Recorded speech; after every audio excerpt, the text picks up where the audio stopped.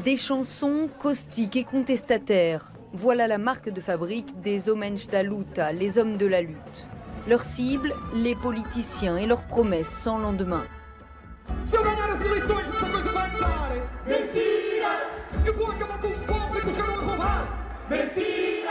Et pourtant, Gel, le leader du groupe, a décidé de se lancer en campagne pour les municipales.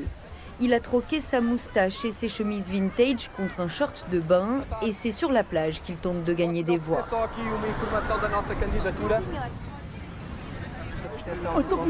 Après, on vote pour des clowns. Et ce sont des clowns qui nous gouvernent. On veut des gens sérieux.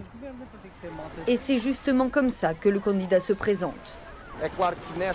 Dans cette élection, nous avons enlevé nos costumes, abandonné nos personnages. Nous nous présentons comme des citoyens, pas comme des rigolos. En tant qu'artiste, on s'est fait remarquer par notre critique sociale et politique.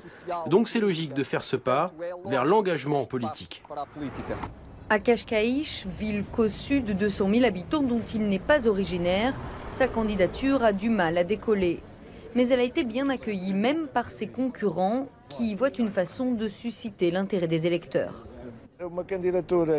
C'est une candidature très importante, surtout pour lutter contre le fort taux d'abstention.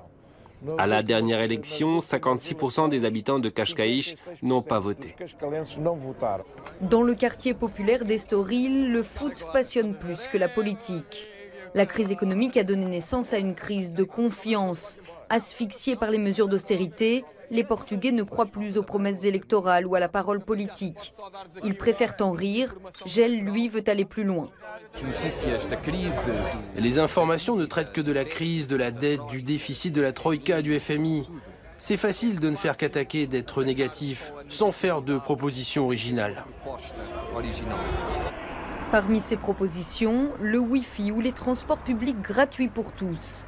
Des idées qu'il détaille en chansons et qui séduisent, sans toutefois lui permettre de l'emporter dimanche. Mais Gel ne s'avoue pas vaincu, il assure qu'il n'en est qu'au début de sa carrière politique.